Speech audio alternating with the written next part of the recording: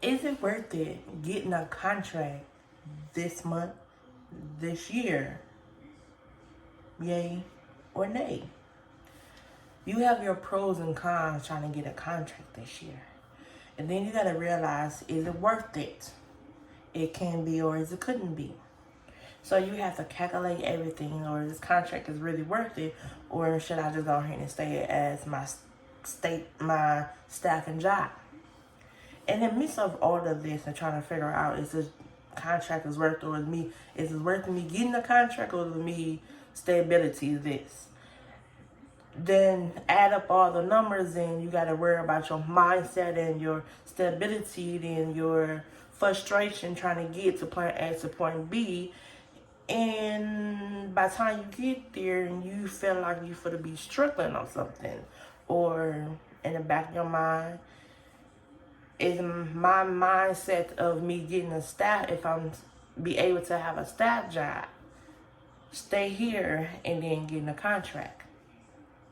Or vice versa, me going ahead and getting a contract because of the mindset that I'm in. I want to see more for myself, or I want to have more for myself. But in the midst of all of this, and you're trying to figure out if is it worth it to get a contract or stay at your staff job, you have to worry about is the yay and nay. So if your staff job, you have that stability already. You know, you can pick up wherever you want to. You probably get on the people get on your nerves and everything, or the mindset of whatever you make now, you know, you can do a little bit more. Or the overtime is there, but you don't want to overenjoy yourself, but you still want to have that mindset of don't have to call or ask, can I be off on certain days?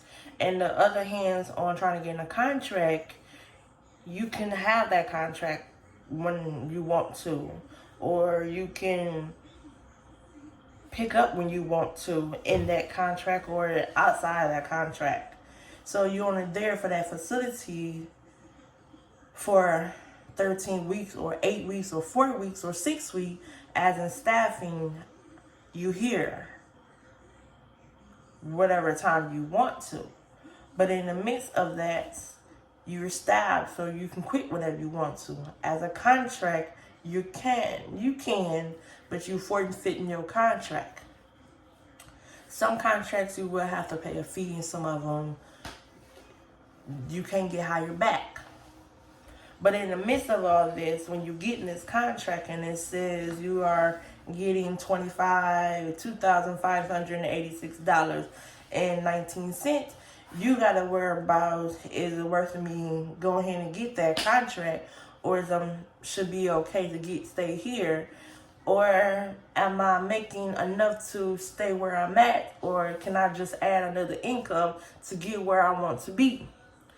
And to get to this contract, you have to also worry about, where am I staying, how far the distance from where I stay in the facilities, the shift wise and the pay wise and the location and the gas and food and my safety.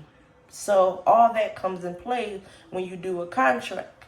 In your state staff and job, you already worried about, I know where I'm at. I'm safe to get to point A. I know how to get to work. So if I'm stuck, Uber and Lyft don't have to cost me that much.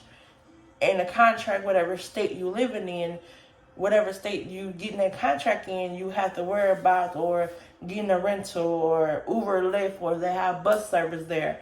Don't know nobody there. That could be another one. But the midst of you getting a contract of pros and cons is you already know your pay rate. Understanding you already staff already. Or getting that contract, you waiting on the company who submit you plus the facility if it's yay or nay, or it's on hold now. So you got to look for another one. In the midst of all of this, trying to figure out if should you still get a contract or stay staffing for this year or this month, it's like a yay and nay, like I said before. The yay is it's money to be made. Nay, you in a different environment. In the midst of you in a different environment, you don't know where you're going. You don't know nothing about this state unless you've been there before. But you got to worry about the facility-wise, the ethic of the facility. In the midst of that, you also got to worry about, to try to get this contract, the location, your gas, the food, the costs, also as well. So if you take that contract, that 20 was, I say, 2,538 cents and 80 cents, you got to worry about or ask yourself if that contract worth it. Because when you subtract everything from that contract, the amount of 25, you got the cost, you got to eat, transportation,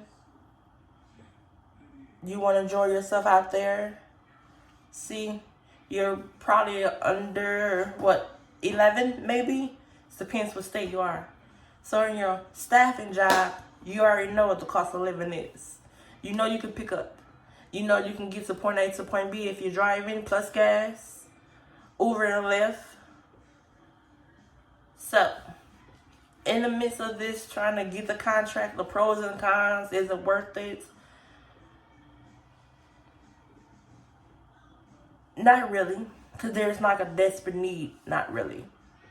When COVID hit before, it was like anxious. Money was there. Money was made to be. So what I'm getting from what I make now and try to get that contract, I may as well stay to get the I may as well stay staff.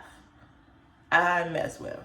Because I can make that contract in a 2-week pay period or in a week pay period. In the midst of all that amount, I'm subtracting 2,500 housing, meals, gas, location, entertainment. I really don't have much to play with because the whatever's left over, I still gotta send it back this way. Because I gotta pay a mortgage where I live at, or lights, cell phone. Budget, can, but in the midst,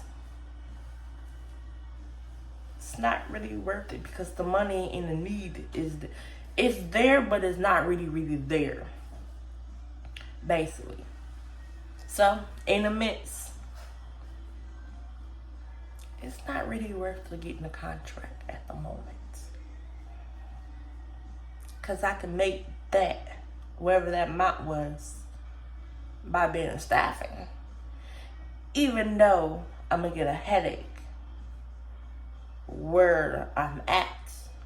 But in the midst, I'm safe where I'm at. This is your girl Latanya. Click subscribe, leave a notification. I will talk to y'all later. Bye bye.